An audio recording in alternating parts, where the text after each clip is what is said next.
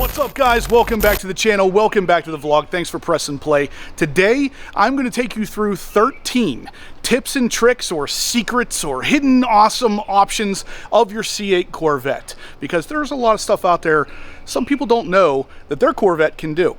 Let's go over all of them. All right, guys, so like I said there in the beginning, we're going to be going over 13 of some of my favorite tips and tricks for the C8 Corvette. I have been using or driving a C8 Corvette since 2020. So I have quite a few years with these cars, and there's a couple little things that most people don't know that these cars have or are capable of. And we're going to go through some of the more hidden or less known features and tips and tricks of driving one of these cars, because there's a lot of little things that come in handy. And this car can do a lot of really cool stuff. So let's start with number one. Number one is going to be the frunk button. Now, if you take your keys and you double press the frunk button on it right here, you press once and then press again and hold, that will pop your frunk. But what if you don't have your keys? Well, you can actually pop the frunk by going right to the front of the car, finding the pad right underneath the headlight, pressing it, and popping the frunk. Now, I know most of you already know about this, but there are some out there just getting their C8 Corvettes, or some people that may have completely looked past this. If you are looking for it, it is, like I said, right underneath your headlight. It would be located right here. It's a little rubber pad. You press, and your frunk will pop. Now, this is especially useful if you don't want to get your keys out of your pocket. Just pop that, and you are good to go. Now, on that note, there is the same kind of pad in the back that will allow you to pop the rear hatch without your key fob. Again, if you look at your key fob, the button to the right of the frunk button is for your rear hatch. So you same thing, you press once, press and hold, it'll pop your rear hatch. But what if you don't want to get your keys out of your pocket? Well, you come here right underneath the E of the Corvette. If we follow that down underneath, you're going to see the rubber pad right there as well. And sure enough, if we press that, it pops the rear hatch. So yeah, again, if for some reason you don't want to get your keys out of your pocket, that's the way to do it. All right, guys, so before we continue, I want to mention really quickly the sponsor of today's video, and that is going to be Hyperion. So this is a RFID blocking case from Hyperion. It's aluminum, and it has magnets in the top to securely latch your key inside to make sure that no one can steal the code from your key that goes to the car and then potentially steal your car. I'm going to show you a demonstration of how it works right now. So first step, remove the top. Second step, insert the key into the case. Third step, make sure the top is on. And now the key is in the car, but it's in the RFID blocking case. And if we try to start the car, I'll press the button here, and you're going to see we are going to be presented with a no key alert. Right there, no key found, even though it is, in fact, right here in the case. Now, like I said, this is a big security concern nowadays, so check them out in the description down below. Get one for yourself and save some money just for being a horsepower-obsessed fan. Now, the next one is actually for a situation where your battery is dead in the car. If for some reason the battery totally dies in your C8 Corvette, Z06, Stingray, eray, it doesn't matter, there is a way to get in, because normally these doors are electronically actuated. There is a little pad, just like we pressed on the frunk and the trunk right here, to open the door. You just press it, and there's your door open. Now, what happens if your battery dies and there's no power to that electric actuator? Well, GM has you covered. All you'll have to do is actually come up underneath the air intake, and right up under here with the key, which is right there, you'll actually be able to see it a little bit better on my phone. You can see the keyhole right there. All you gotta do is take the physical key out of your key fob, stick it in there, and turn it, and it will pop the door latch just like your electric actuator would if your battery's dead. And taking my key out of the carbon fiber key fob case just so I can show you guys where the physical key is located on this. If this is your key fob, what you would want to do is just press this button on the side here, and then you can pull the actual physical key out of the bottom. Now, this is your key that you would use to get into that keyhole slot that I showed you just a second ago. So keep that in mind. That is part of your key fob, and that way it's basically always in your pocket. Now, since we just talked about how to open the rear hatch, we're going to go ahead and again press the pad down here to pop it. But what we're going to talk about now is how to adequately or OCDly close the rear hatch. So you guys know there is a handle up here to put your hand in and kind of close the hatch. But if you drop it and you don't close it, which happens a lot because there's a lot of pressure behind it, as you can see, it's kind of latched, but it's not fully closed. You guys already know there is a soft actuator on this, or a soft close function of the rear hatch, so it will pull it down once it reaches a certain latch status, but it's not there yet. So how do we get it there without putting a giant handprint right here? Well, right here. So if you have a Z06, you're going to have a Corvette emblem here. If you have a Stingray, you're going to have a Stingray emblem there. If you have an E-ray, you'll have a little E-ray that looks like a Stingray as well. You can actually press on this. So instead of pressing right on my paint, I'll just put my thumb right here, press down, and then it takes it down the rest of the way, and I don't leave any marks on the paint. Number 5 is going to be something similar. It is going to be the gas cap. Now, you guys all know the gas cap is kind of just there. It's not anything special, but there is no latch for it. You don't pull anything on the interior to pop this. You just push in. So again, push in, and now it is delatched. So you'll be able to open it up, put some gas in it. Cool.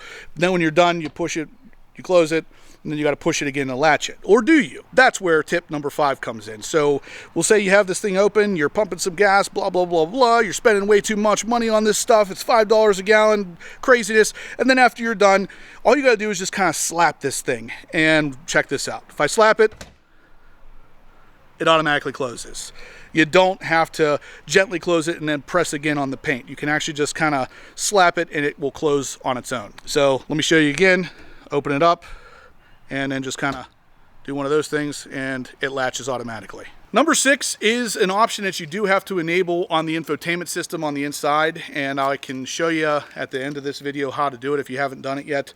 But ultimately, the car is locked, and to roll down the windows, you can actually use your key fob, double press the unlock button, and hold it, and it will roll down your windows. So press once, press again and hold, and there goes your windows. Very cool feature, especially during the summertime if you want to air your car out before you get in. Now, unfortunately, you can't roll them back up this way. So you got to go into the car now, turn on the car, and put the windows back up. That does actually bring us to our feature or trick number 7. And that's going to be how to close the doors without putting your handprint here or on the glass. The easiest way to do this is what I like to call the finger hook method. One of these guys. So you take your finger, you put it in this silver loop right here with your finger hook, and just like that. No paint's touched, no glass is touched, the door is closed. For number 8, we're coming inside the car because this is going to be a way to get into service accessory mode. So if we come over here and we press the start button, if we press it just once, that puts us into kind of an accessory mode where we can roll the windows up and down, but there's certain things you can't do. It basically kind of limits everything for you. So there's certain settings in here that you won't be able to access. One of them is actually how we get into the ability to roll down the windows, which is under vehicle and then down to remote start right here. The car must be started in order to access this setting. So service accessory mode, we're going to go ahead and turn the car off. And then with the car off, instead of just tapping the button, we're going to press and hold it for 10 seconds. And just like that, everything on the car is now kind of brought to life. And now if we come over to the infotainment system here, we can go to the remote lock and unlock and start. And now we do have the option where if we roll all the way down to the bottom, you'll see remote window operation. You'll want that turned on. But now we have access to all of the settings in the car that you normally would, even when the car is running. So feature number 9, and this is kind of a tip because not many people know this, is that the gas cap, the center console lid, and the glove box on the inside of the car, all 3 of those actually lock with the car. So if you lock the car with your remote, none of these would be able to be gotten into. So we'll say for some reason someone hides in your car and you're not able to see them. After you close the door and you lock it, they would not be able to access the glove box, the center console, or the gas cap here anyway. So with all those things locking, it kind of maintains some sort of security. This is a really good idea, a really good feature to know of, especially if you do park this car outside. No one can get into your gas tank area without having the car unlocked first. Once again, demonstrating the finger hook method here for closing the door, because number 10 is another feature, but it's kind of a tip and trick because you got to enable it in the settings again. If you lock the car, the mirrors fold in. With these folding in like this, I mean, obviously it also decreases the width of the car, but the biggest thing is now you can take one glance at the car and know if it's locked or not. So it's kind of a security feature, we'll say, because it's easy to tell. You don't have to necessarily bust out your phone or go on the app and lock the car. If you look at that, you'll be able to tell immediately it is locked. Number 11, we would come into the car and up under the dash for, and that is going to be the silver wire that will allow you to pop the frunk in the situation that your battery is dead. So we've already covered how to get into the car with the key if the battery's dead. Once you're in the car, you can reach up underneath the dash and there's a silver wire, almost like a fishing wire. You pull it down once and then pull it again and it pops your frunk without any kind of battery power, because again, the frunk is electronically actuated. So if the battery's dead, it's not gonna pop unless you do that. And while we're on the topic of dead batteries, what happens if the battery in your key fob is dead or close to? The car won't start. The car will tell you, hey, that key fob battery's kind of dead. What you want to do in order to still start the car with the little bit of near field communication or the tiny little bit of charge that's left in these batteries is to come down here into your cup holder, open up the cup holder, and you're actually going to put the battery in the uppermost cup holder, or the key fob, just like that. With it right there, that is very close to the communication, so the car will be able to tell the key's in the car, and then you'll be able to go ahead and start it even if the battery in that key fob is dead. And that, of course, is tip number 12. Now, for the final one, we're going to go big. We're going to go huge. We're going to go expensive. Not really. We're going to go with the Team Corvette lettering on the windshield here, which is really hard to get this in focus whenever it's so sunny. There it is. So as you can see, mine is red, and normally you can barely see this at all because it's kind of behind the glass. So how do you do that? Well, you do it with a very, very, very cheap piece of vinyl, a red piece of vinyl, similar to that color there. You just take it and slip it in between the windshield and the dashboard and just push it down into place, and then it makes that look very visible in whatever color you want. So in my case, that is red. You can really do literally whatever color you want. I've seen yellow, I've seen rapid blue.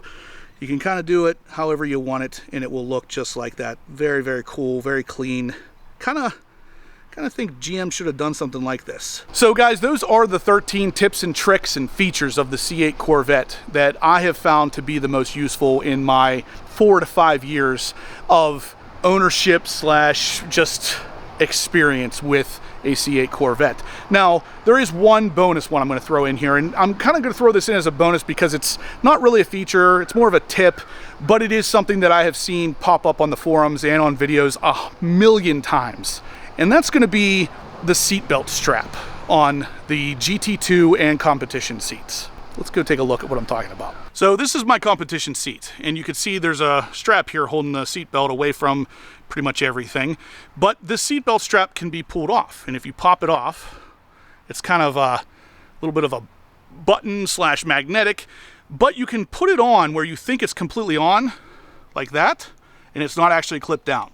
What's going to happen in this case is you're going to be driving down the road and you're going to hear something rattling, and it's going to drive you insane until you realize this has not been pushed down on the way. If you listen, you need that clip. Without that clip, that thing is going to rattle and it's going to sound like your car is falling apart. Trust me, been there, done that. Check those before you do anything else. If you think you're hearing a rattle, check those seatbelt straps. Anyway, guys, that is going to do it for today's video. Hopefully you enjoyed these 13 or kind of 14 tips and tricks and features of the C8 Corvette. I wanted to bring it out to you because, like I said, I've seen these questions pop up a million times. And yeah, it's just, these are kind of the things that separate the ownership of this car for pretty much any other car that I've driven. These special tips and tricks are, a lot of them are limited to the C8 because some other cars don't have these kind of features. They don't have these kind of tips or tricks available. Anyway, guys, if you liked what you saw, please smash that thumbs up button. Let me know you're liking the content so I can keep producing this kind of stuff for you. Smash the subscribe button if you haven't yet. And as always, guys, stay obsessed.